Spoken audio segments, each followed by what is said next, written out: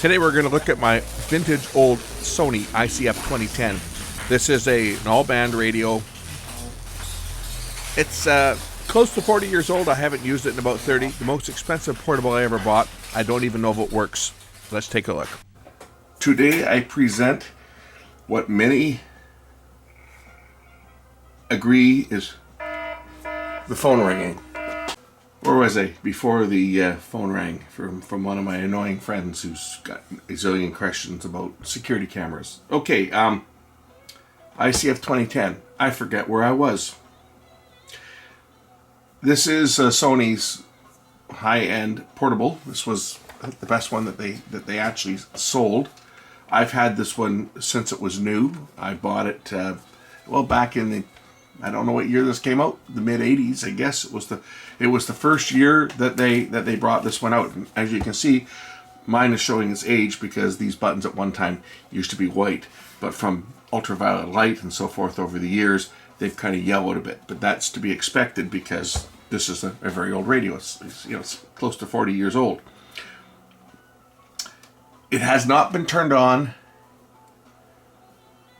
I'm going to say, in 30 years. I used to listen to it all the time. Had a long wire antenna plugged into the side here. Look on the side, we've got external antennas for the air band and FM and for the AM, which is your shortwave and long wave. Even has a, this was for a carry strap, I think. So that was what that was for. I tell you, when it rains, it pours. One call after another. All right, where was I? See, I've lost my train of thought. Now I got to think about this again. Okay, this ICF2010 Sony. This was the top of the line for their multi-band radios. It covers 150 kilohertz to 30 megahertz continual, and then I think it's 108 to 136 AM for the aircraft band, and then FM, going off memory, I think it was 76 to 108. That'll tell me on the back here. Let's take a look, see if I was right. Okay, so yeah, aircraft, oh, it's 116 to 136, 76 to 108 FM, and in terms of the AM band, 150 to 29,999.9 kilohertz, so just under 30 megahertz. And made in Japan. Power source on this uses 3 D cell batteries, and it uses 2 AA batteries for the memory backup, and as you can see, there's no batteries in it. And I have a very low serial number on this one. It's either 1249 or 249. I don't know whether the first digit. The way Sony serial numbers were laid out, it was they had a letter which determined what country, like A was Japan, for example, and then the next digit was a number, and that indicated which factory, whether it was Tokyo or Osaka or wherever they had their different factories, because they had a couple different factories. And then there was the actual serial number itself, and some of them would have a 5-digit serial number, some would have a 6, some would have a 7. If I'm not mistaken, and somebody can correct me, the first letter was the country, the first number was the factory, and then I don't know what the next digit, whether the next digit was part of the serial number or whether the next digit was another definer, such as what month it was made or so forth. But anyway, this is an early one. It's either going to be 1249 or 249 is the serial number of this one, so it's an early one. But I got this when it first came out, because I worked for the Sony dealer at the time, and this would have probably been about 1980. I want to say 85 is when I got this radio, when they first came out with this one. So I kind of messed up on this once. I've had it apart one time, and I screwed up on it. If you notice here, there's a little dent. Well, this is when I didn't realize that Sony had different length screws, and when I was putting it together, I put a screw in that was a little bit too long in the screw in the battery compartment right there, and when I drove the screw in, I went, oops, I put a dent in the front of it. So that's how I can always identify my unit. It's got a dent right in the middle, which was made for it made for easy use in the dark because it's got these little bumps here. So if you're fumbling around in the dark looking for buttons, well, you knew that you were in line with one set of buttons here and over here. Okay, then you had your execute and your direct tuning, and they had a little dot on the 5 key here so that you could key things in the dark. So this added an extra little, okay, there's my scan button right above it. Anyway, I don't even know if this thing works. It hasn't had batteries in it in a long time. To say, I haven't used this in probably at least 30 years.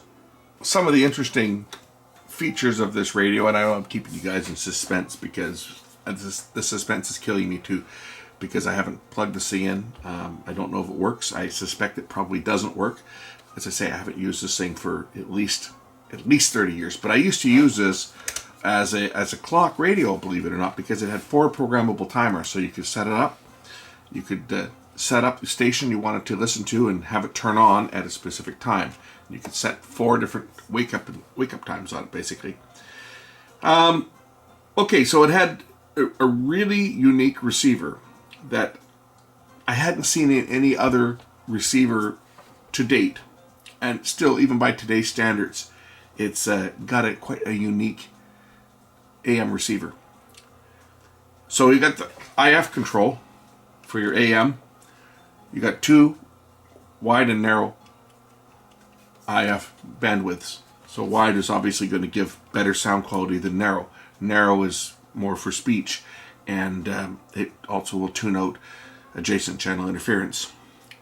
It also has single sideband reception, upper sideband and lower sideband, and has this button that says sync.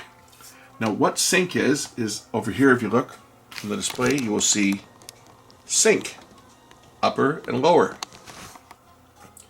What that does is that will tune in the upper sideband or the lower sideband. So when you're receiving a signal that's weak on AM and you've got some interference from another channel that's, say, a little bit higher in frequency, you can tell the synchronous detector to favor the lower sideband, and that'll eliminate interference on the upper sideband, and vice versa. And if you're tuned into an AM stereo signal that was broadcast using the CON system, you could detect the upper or the lower sideband, and that would give you either the left channel or the right channel, because how the CON system worked was it was independent sideband. So if you had 2 of these radios and you had an AM station that was broadcasting in stereo using the CON system, you could tune one radio to pick up the lower sideband, tune the other radio to pick up the upper sideband, and actually have AM stereo. Kind of a cool radio. Some of the other things that this has is a tuning dial. So not only can you enter the frequency you wish to listen to directly, you can store, what has it got, 8, 16, 32 memories. 32 memories can be stored. Direct access, as well as you have a conventional, this is an optical encoder with 2 speeds. You can lock it so that you don't accidentally change your frequency, and then you have fine tuning mode or fast tuning mode for getting up and down the band quickly. Volume control on the side here, and over on the side you've got an RF gain control for your AM sensitivity, tone, high, low, and news. As I say, the volume control over here. So let's end the suspense and let's put power to this unit. But before I do that, but wait, there's more. This is the original adapter for this radio. It's a Sony adapter, 600 milliamps, 4.5 volts. And of course it's got the oddball polarity. The center is negative. This cord had an accident at one point. I think it got run over by a vacuum cleaner. So I think before we power this unit up, we'll do a proper repair of this cord, because this is something that I would have done, as I say, probably back in the 1980s. Look at that dirt from the 1980s. I think what happened to this was it got run over. I used to use this in my apartment when I was living in an apartment in the 1980s, and I think my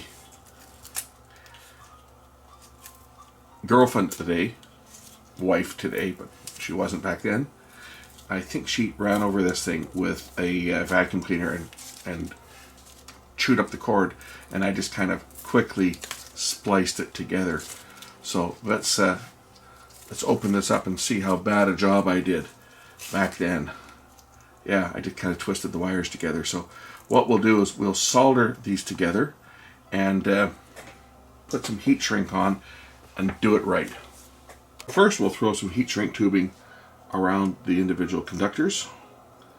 I will solder and seal them up and then put another piece of heat shrink tubing around the entire connection. So all we need to do is just match the colors. There's a white stripe on one of the wires, so we'll just kind of twist the two wires together.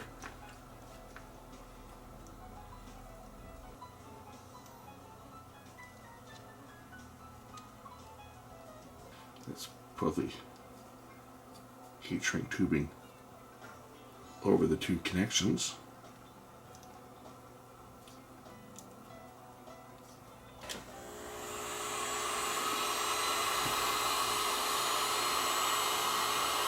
And then bring the other piece that I put on here, cover everything up.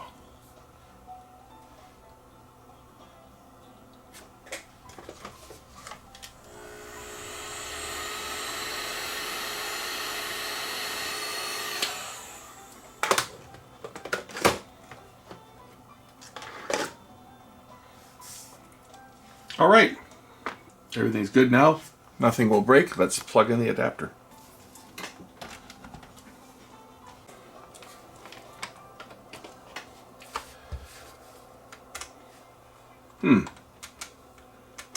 It's not working. Well, that was to be actually kind of expected. Oh, hold on. I think I need to put batteries in for the clock, for the computer. I think this one, if you don't have the computer batteries in, it's not going to work. So let's put the batteries in for the computer.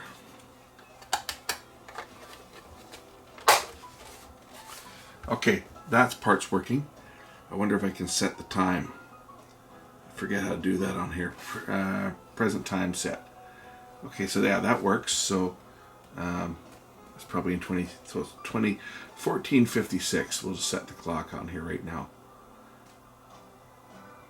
There we go. So the time is set. Let's plug power in now and see what happens.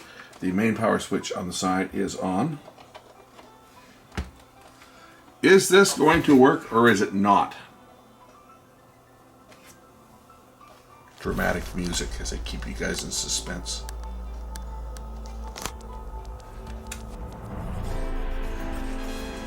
Well, it turned on. Our control needs to be cleaned.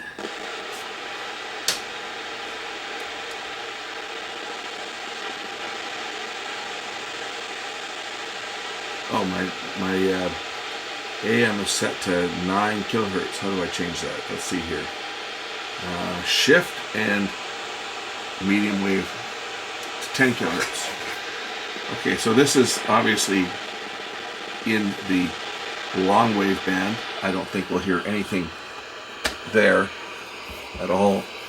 And I've purposely got my lights not turned on. I don't have any. Open up the back here for this. See what we can pick up on this radio, if anything. But I don't have any.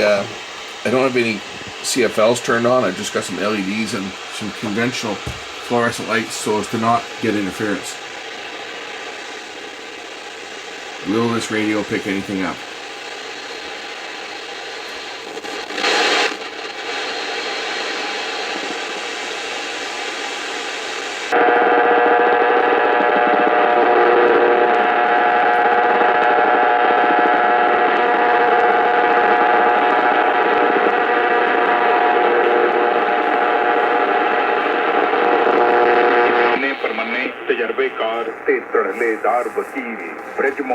That works. And associate phone 6. 96.9 is playing what we want. That means you might hear this.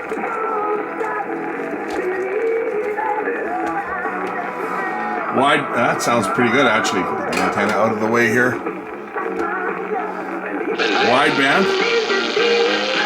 Narrow band. 96.9 Vancouver. Check us out today on your radio. Now this is a really weak station. and on your smart speaker. You hear the difference in a wideband. Play Jack 96.9. Help Canuck Place Children's Hospice make Canoe right across the country, and I'll have a mojito, but hold the rum. Open the Living Lake Beach from the pure pleasure. Like this thing's pulling in stations like you wouldn't believe.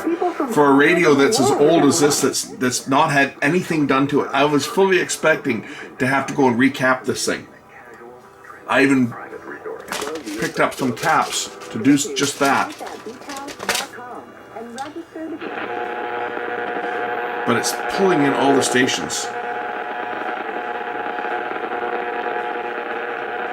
We don't have a lot on AM down here. 980. A woman was taken to hospital for treatment of non-life-threatening injuries. She did not know her attacker. That's a station in Seattle. Now if I go to sync detector,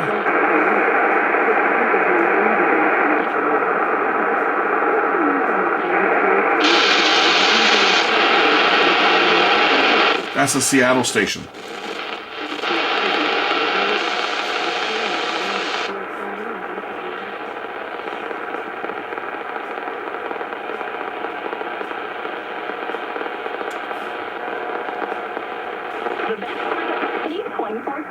Vancouver's all-new funny 10:40 a.m. Hey, Mike Berbiglia. The next morning, I fly back to New York.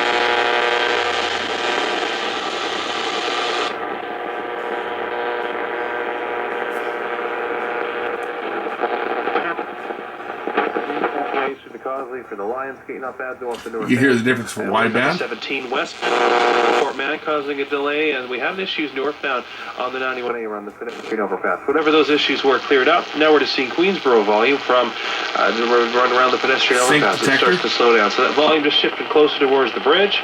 Get rid of some of the Right interference. here around the R2 line, watch your speed there. And if something else comes up, you can give us a call.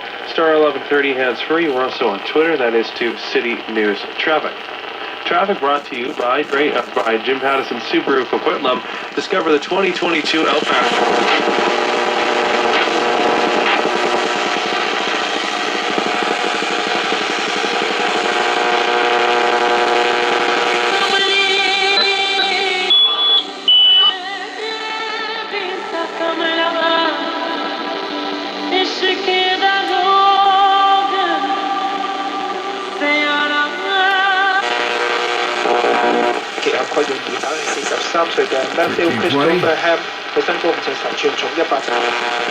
Also rebounded, XRT jumped 6.9%. Macy's.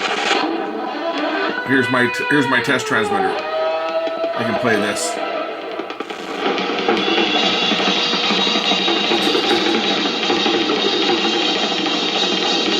Listen to the sound quality. Narrowband. Wideband.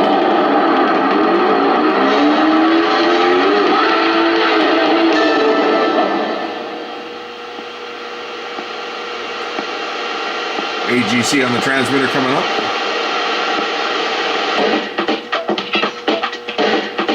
Let me hear you say.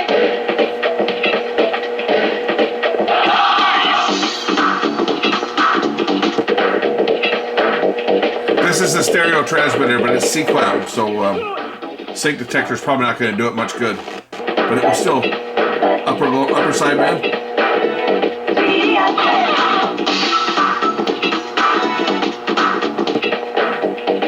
A little different sound.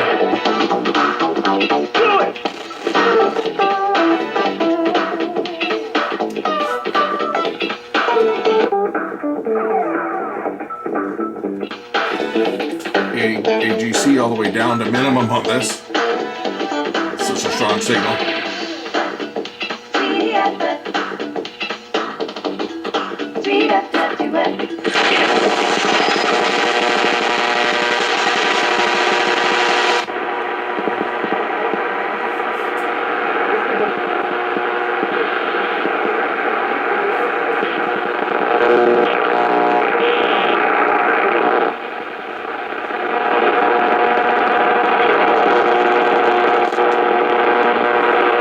If I go 5, 5 megahertz.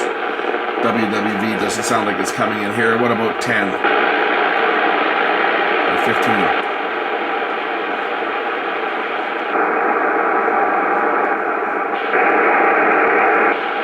Okay, so let's see what this thing's really capable of. I have an external antenna on here. The antenna is about a 10-foot piece of wire just outside. So let's just see, in addition to my little transmitter here, let's just see what we can get. Let's try WWV. Remember, this is a 10-foot piece of wire. I've got it just connected with alligator clips. I just got a standard, like, mini plug plugged in. And, oh, wrong antenna. Try this one. Sync detector. 26 follows. Solar plus 137 and estimated planetary index 6. The estimated planetary index at 21. How strong that signal is. On May 26th at 2. This weather for the past 24 hours has been mild. Radio is now by 3 So I'm pulling in WWV on 15. What about 10? Probably 10's full of noise. I don't think 10's open this time of the day.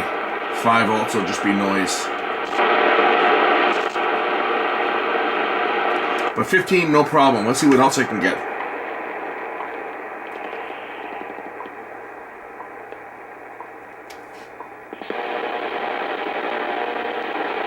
Probably get some ham guys down on 20 meters.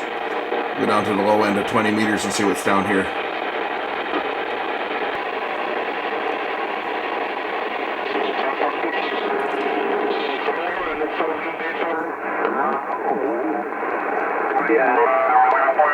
Ito yung pasok mo. Kahit na ano yung copy pa rin kita rito, or? Ham radio.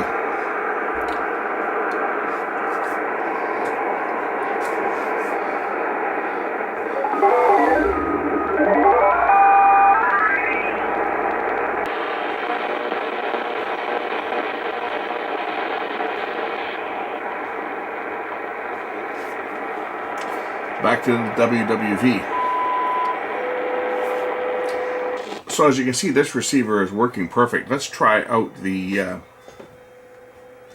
air band. I'll put that same antenna on here and see what we can get on the air band.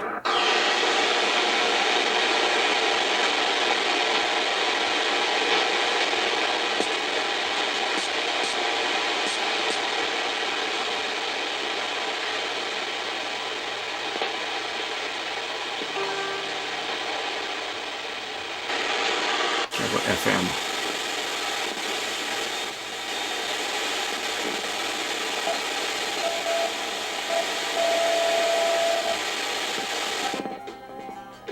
My test transmitter, of course. In Uvalde County, where the governor and the lieutenant governor and the mayor and the sheriff were all there. So the names changed.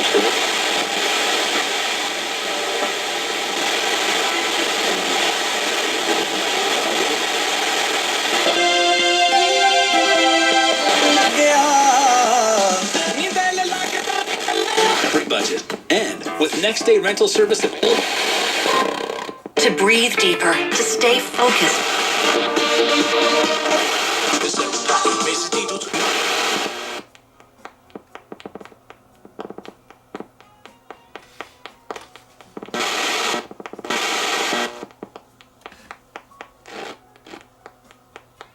What's going on with that station? Probably don't need an external antenna for this either. FM stations are going to be pretty strong.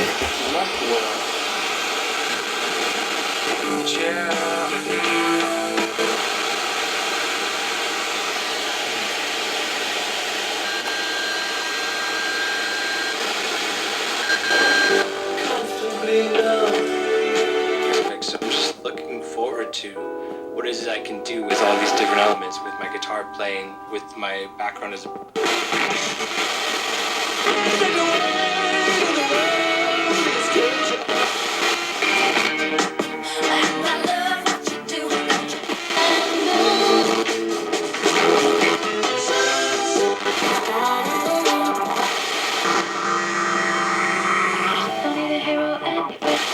When my faith just ain't to live.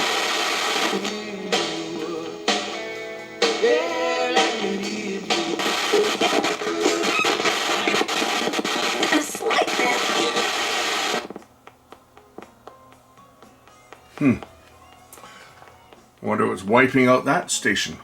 Okay, we've discovered FM 96.9 is off the air. I just went into my car, turned on my car radio. I'm getting exactly the same thing. The almighty 96.9 Jack FM. Well, their transmitter's on. They're off the end of the scale. They're off the air. Well, they were just off the air. I just caught them coming back on the air. I was actually sending a message over to a buddy on his phone, and they came back on the air. Let's relive this moment. I was sending a message to a friend, and I recorded this for him. 96.9, they're off the air. This radio, my car radio. Oh, they just came back on. Holy shit. They've been off the air. I just caught them on camera coming back on the air. Incredible. Okay, despite the fact that I just caught one of the local stations off the air and witnessed them return to the air there after being off for several minutes, I figured let's just take one last listen to this AM and FM sound quality wise. I got the same thing on my AM transmitter and my little FM because I pick it up off the FM little low power and rebroadcast it. And then we're going to open this up and clean the controls that need to be cleaned. And then you guys can see what the inside of this unit looks like. I won't need to do anything else to it because I've just proven that it's obviously in good shape. There's no capacitor issues.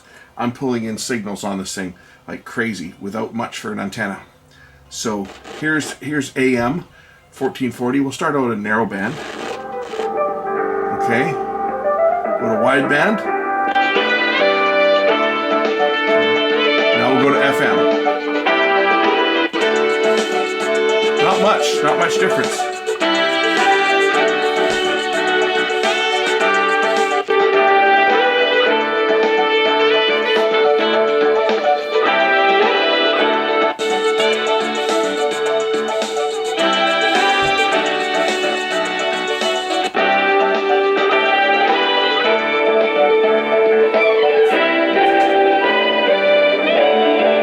Narrowband, sure.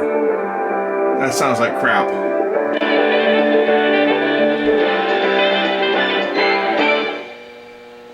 Yeah, my AM transmitter hums a bit, and you can hear the background noise come up. It gets cut. Automatic gain control.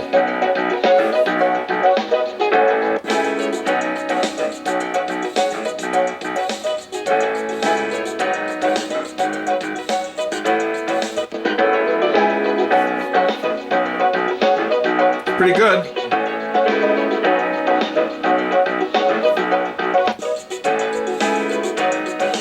Anyway, oh yeah, there's lots of errors that you can get on this too. Like for example, if power is lost or your batteries go dead, you get an error 3, indicating that it's turned on, but there's either no batteries in it or the power is off. I shut the power off. If I take out the batteries, it should say the same thing.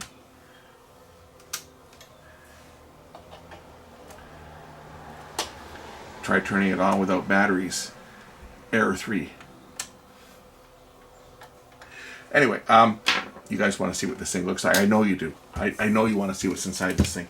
So we're going to open this one up, and I'm going to clean the controls and make it like new. Because, as they say, this was an expensive radio. I think I paid about $400 for this thing when I bought it. Maybe more. I forget the exact amount. I know it was a lot of money. So the back is held on by some screws, some of them longer than others, as I found out the hard way before. So let's just remove all the screws here.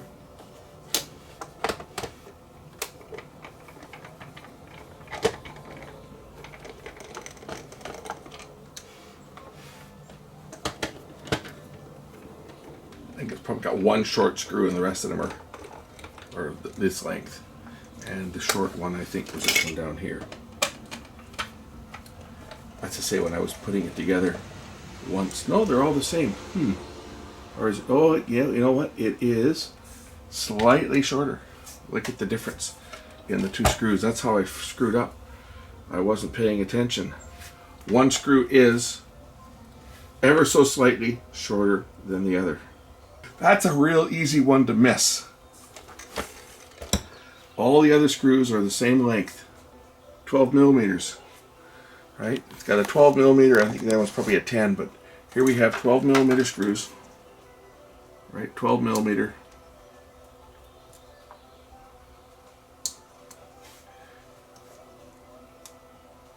And then we have one that's 10.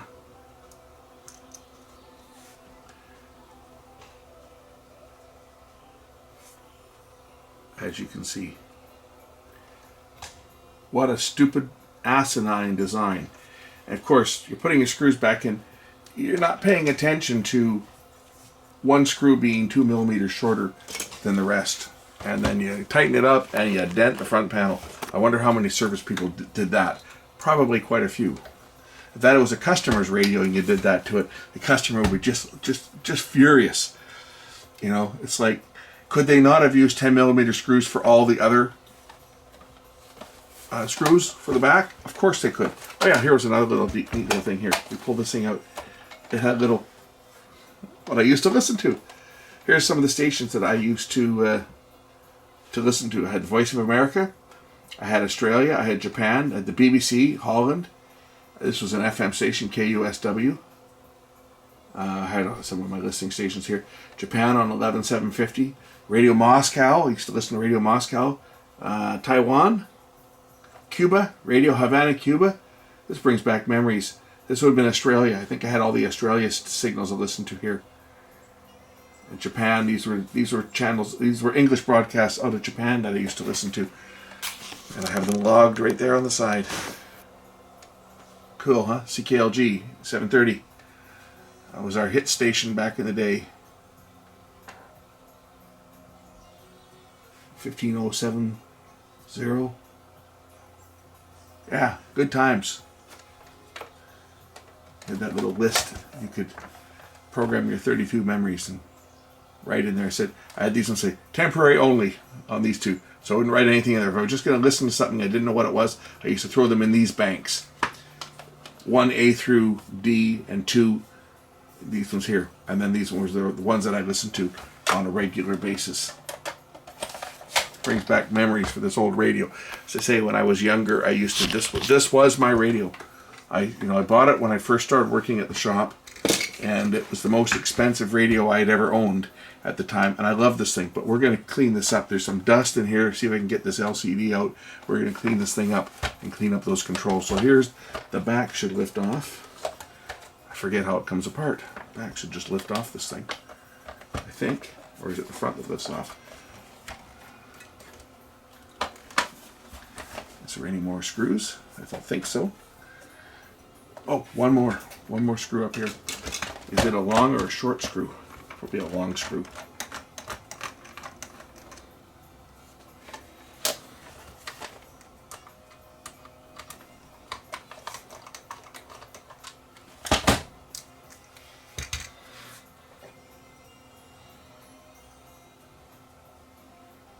Yeah, that's another long screw. Okay, the back should lift off now. And of course, the batteries fall out when I do that. Does this have any of those surface mounted caps in it? It might not. That might be why they aren't failed. I don't think this has any surface mounted caps in it. It has surface mounted resistors for sure. You see them here. But I think it's all through hole on this one. Don't see any. That would explain why it works. For sure. Okay, what do we got to take out next? Here's a nice big Ferrate antenna for AM reception. Oh, that's broken off. What did that go to? That went up here. That looks like that was soldered down to right up in here, and that wire has come off. So we'll have to repair that. So I guess to remove the circuit board on this one, I've got 3 screws to remove. Like this, they've sealed up some of the connectors on here. I don't think there's any ribbon connectors on this one. Hope not. Pretty sure there's not. It's got a multi-connector like that. These are obviously shorter screws that hold the circuit board in place. And this one's a long screw. No mistaking those two though. Alright, so let's see what comes out on here. Pop this board out. If I lift this, I'll be careful I don't want to damage the board in any way, shape or form. Should be able to just lift this entire board out if I release the little plastic clips, which are probably very brittle at this point. But this should lift this board out.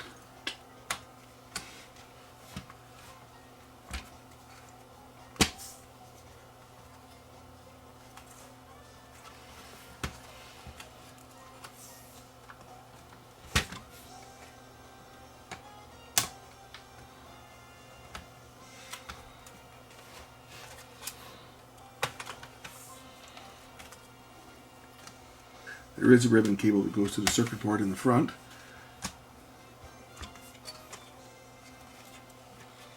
Gotta be careful, there's 2 ribbon cables on here. That goes to the board in the front, which we're not going to disturb if I can avoid it. But here's the circuitry, and again it all is through-hole capacitors. These are the controls I need to clean over here. Volume and the gain control. That's why I had to take it apart, because I knew that the controls were not directly connected. They were offset, so I've seen people spray contact cleaner in here and wonder why it doesn't clean anything. Well, that's because the controls are, you know, an inch away on the board. I don't know how easy I can get that display out of there to clean the display, to clean the back. I think I probably can lift this whole sub-assembly out. If I take out a couple screws here, I can probably lift this out.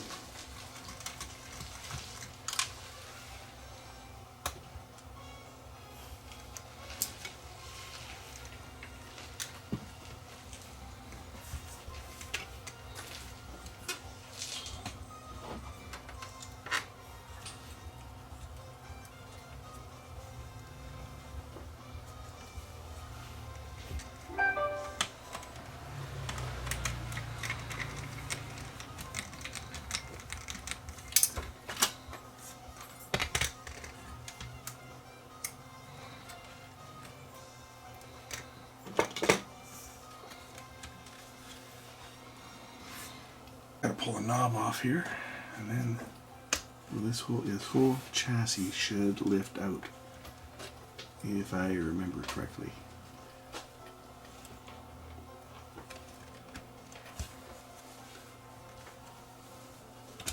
Right.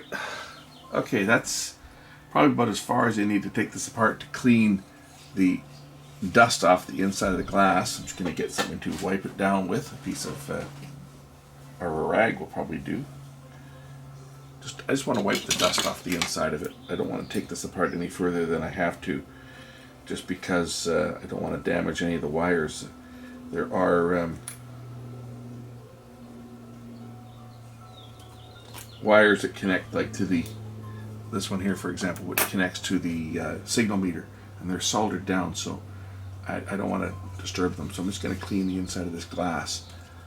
Get my fingers in here and try to give this a wipe down, just to wipe off the dust that was on the inside of the display.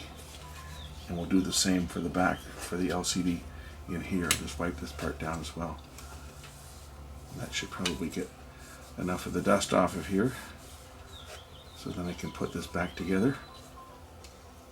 Okay, one thing you gotta be careful when if you take this out, there are some of the buttons on the front, like the sleep button, and some of the ones like for the I think the battery check and stuff. Those buttons will fall out if you're not careful. So you gotta be careful when you remove the front panel, like I did for cleaning, that you get everything lined back up and get all the buttons back in place. Otherwise, you could be in for a bit of a shock when you find that there are buttons that are missing. I think I got all mine back in. Put these screws back in to hold the main chassis in place. and then we'll clean the controls and put the main board back in. This board lifts out as well. And then there's some switches on here that have to be lined up with the actual buttons, the switches, button caps that have to be lined up with the switches, I should say. This one just sits in place. So when you're lined up,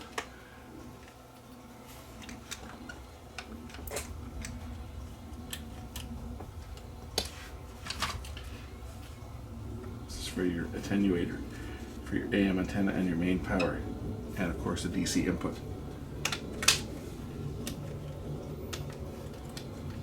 Okay, so that's just held in place by the back, so there's no screws that hold this one in. I want to make sure that all my buttons are there. Yes, all my buttons are lining up.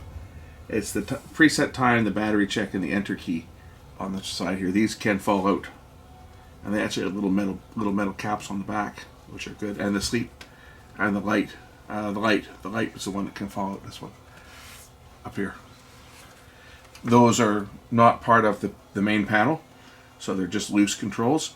Okay, let me grab some cleaner. We'll clean the RF gain and the volume. I'm just going to use some neutral. I'm just going to give the switch or the controls just a little shot. That's probably more than a little shot, but that will clean them. And the same with this other one. Just give this one a tiny little bit. That's more than enough.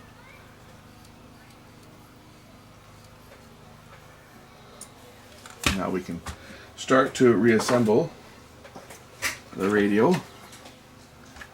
But yeah, it's very well constructed.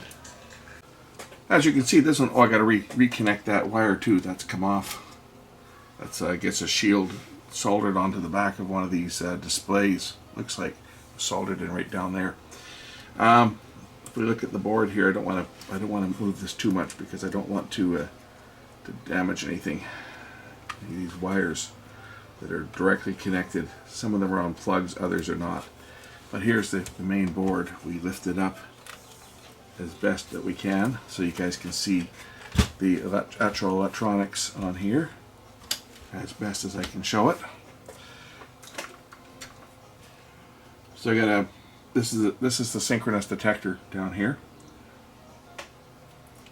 And got a couple of ribbon cables that go to the display and to the front panel, so I don't want to disturb them.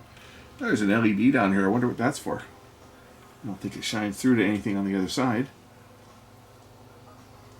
But all through-hole capacitors, as you can see, and they've all been wonderful. None of them have failed, so I don't need to address any of them. This is just a really well-built unit. IF cans over here. It's well shielded in the different IF circuits down in there. And again, I don't want to damage any wires, so we're going to start putting this thing back together. Get the controls to line up with, turn everything up all the way so they can set the board back in. Get it unstuck from the magnet, of course.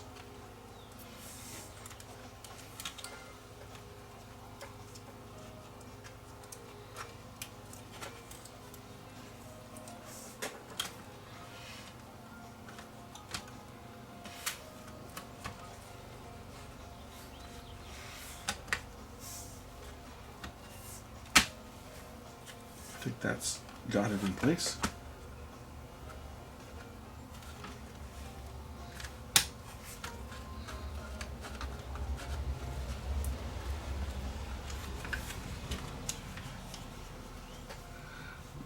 No. Nope, my volume is off a bit. Not making a connection. Physical connection is not there. So let's try that again.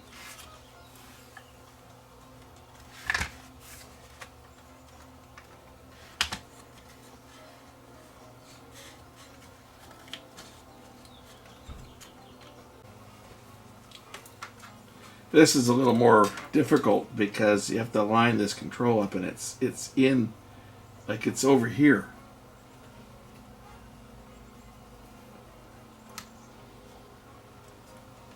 So So to get the control to actually slide down into the, there we go, into the control, it's just a little bit more of an effort. But I think I've got it now.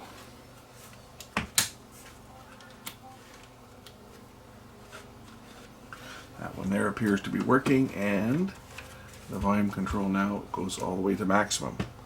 There we go. I think I got it. Okay, now the 3 screws that hold the back in, there was that one long screw, this one right here, to hold the board in place.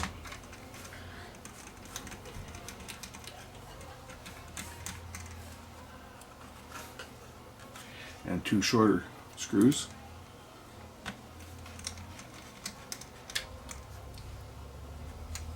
And then I do need to reattach that ground wire. And it goes down. It was attached right down. You can see where it broke off of, right down in here. I'll grab this with a pair of pliers and see if I can get in there with my iron and stick that wire back down without hitting any of the plastic. Oh, something broke off. Oh, the metal fatigued and broke. I wonder how that happened. It snapped right off. There was a tab on there before, and it's come right off of it. So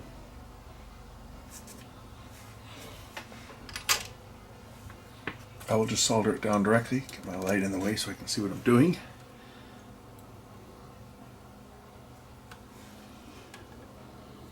We'll put that wire right back down there.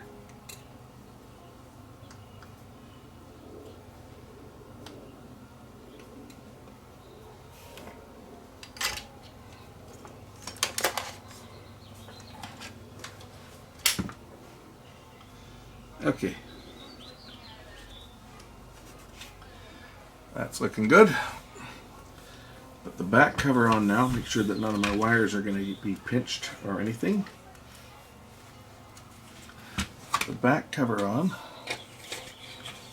and then we can give it a final test and see how it's performing now that it's back together.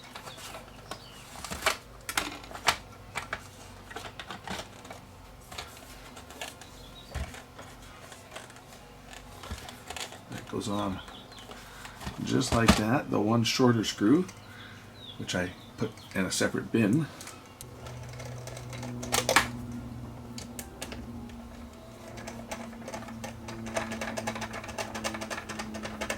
now providing I didn't damage anything when I was working inside, this thing should work.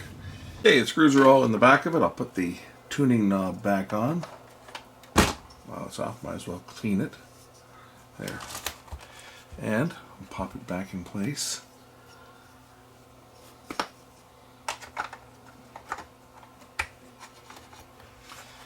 And we'll pop the computer batteries back in.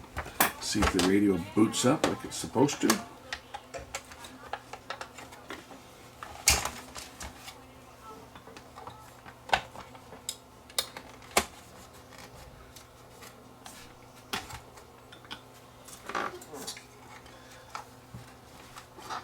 This is to aid in pulling the batteries out. A little tab there. I think it's for the computer batteries, or is it for the other ones? It might be for the main batteries, actually. That may be to just go in behind the main battery so that when you need to remove them, you just give this a pull. I think that's just for the main batteries. Alright, so that's that. We'll put the cover back on. See if I can set the clock on it. Okay. Time set. Well, that works. So 1628.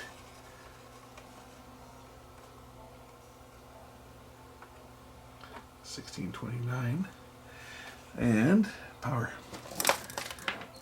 Let's see if it still works.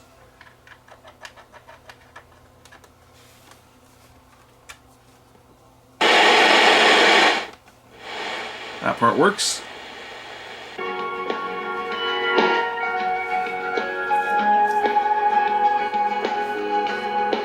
AGC, or the AFC, RF gain I should say, works on it.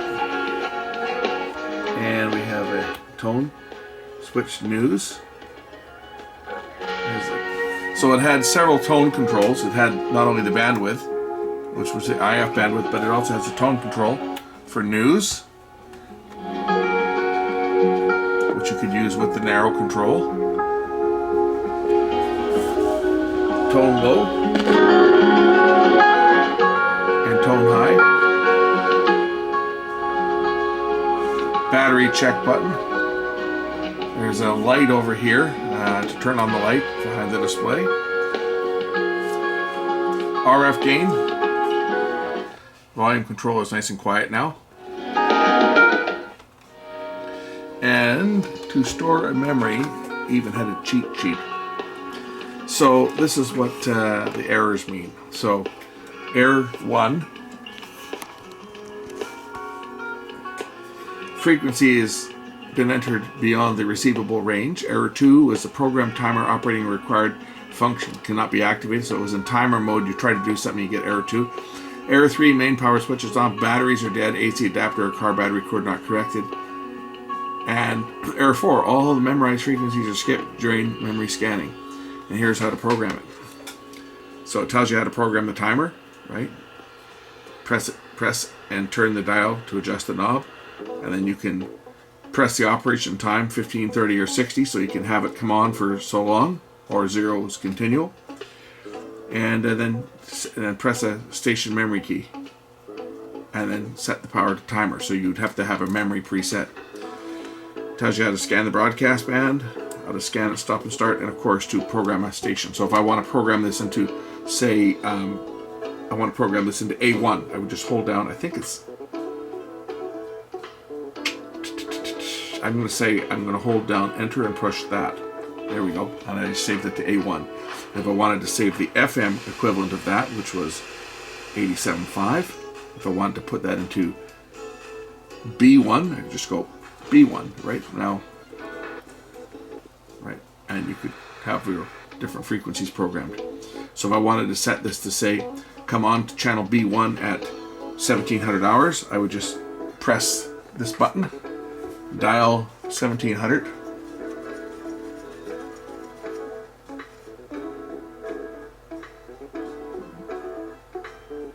if I want it to be on for 15 minutes, I press 15 minutes. And then I press what frequency I want. And now, if I'm going to set, I'll set it to 16. I'll set it to 1633 just for the heck of it, just so you guys can see what happens. So 15 minutes, B1, and then I just turn that. Now, when this gets to 1633, this should turn on B1 and go for 15 minutes.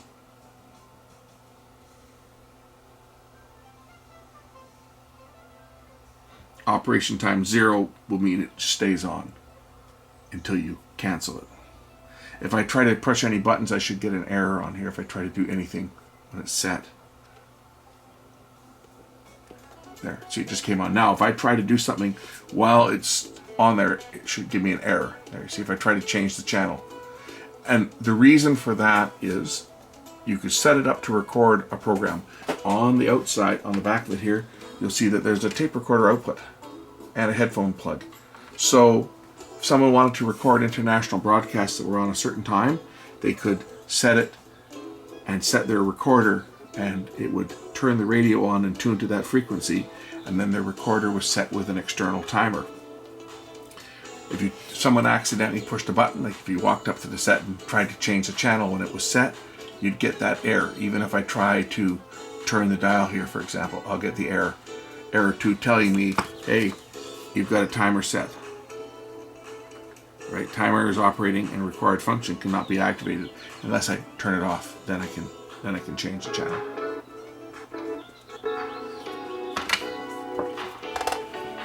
Anyway, oh, still a little bit of dust in here even though I wiped it down. Oh, you know what? I think there's another glass in here as well. Okay, anyway. It's a lot better than it was. The light, it's a green LED that lights up. It's hard to see in all the bright lights here, but it does light up.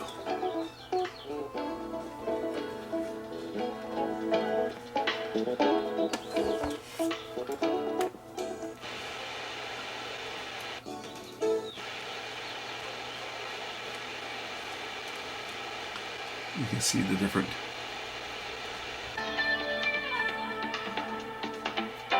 And you could program your mode as well. So if I wanted to program this same frequency, but I wanted to use a narrow band, and I wanted to use a sync detector, and I wanted to put that into A8, right? A1's wideband, A8 using the sync detector. Or if it was a sideband frequency, you can hear what sideband sounds like on here if we...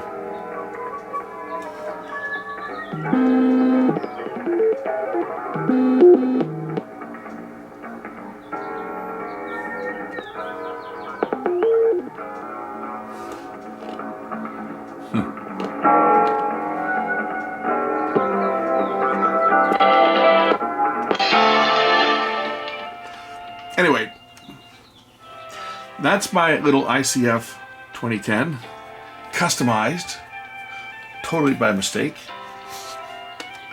many years ago when I had this apart for something. Don't know what it was for, but I had it apart for something. Anyway, that is about all I can show you on this one. It's a great little receiver. As we've heard earlier, it's still receiving everything perfect. And even with the built-in antenna, inside here it's not going to do much, just because of all the interference and stuff that I get in here from everything else. But if I take this outside at night, that's picking up shortwave. Oh look! It's picking it up with the built-in antenna now.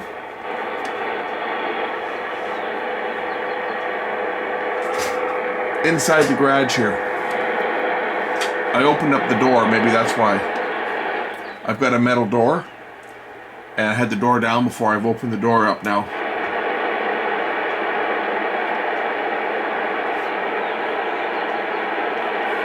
The time clicking in here at about, there we go, you can hear it.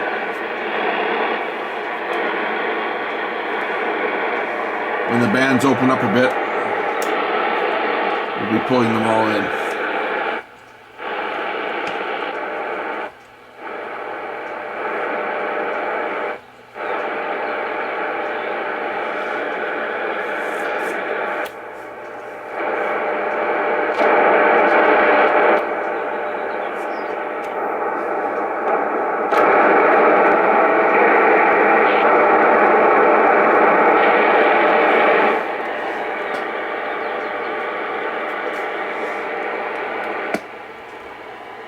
Got an attenuator on the side as well as an RF gain control.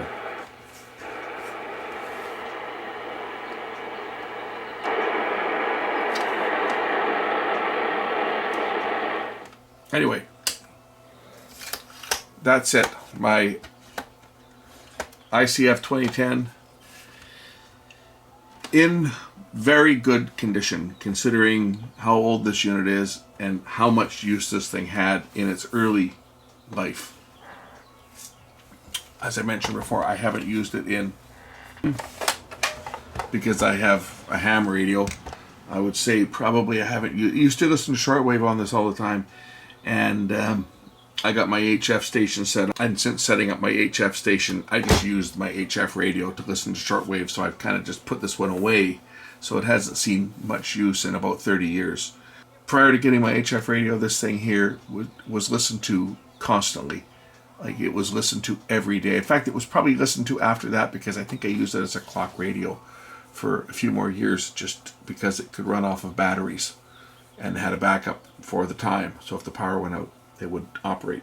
And I used to use it as a clock radio on batteries, because the guy that I used to work for at the TV shop, there was no excuse that I was 5 minutes late because the power was out and my alarm clock didn't go off. That was no excuse. You had to have a battery backup or a wind-up clock, because the guy was just a piece of work, let's just say. So I used to use this as a clock radio. So might have been a few more years after that, but at least 25 years. At least. Probably closer to 30 that it hasn't been used. And as you can see, it's no worse for wear, because it still is picking up stations from everywhere. Sensitive as anything. No bad capacitors on these. If you're buying a shortwave radio from Sony, this is the one to get. The other ones, those ICF7600s. Well, you guys saw what was inside this. It's loaded with bad caps. Get yourself one of these. They will not disappoint you. Thanks for watching.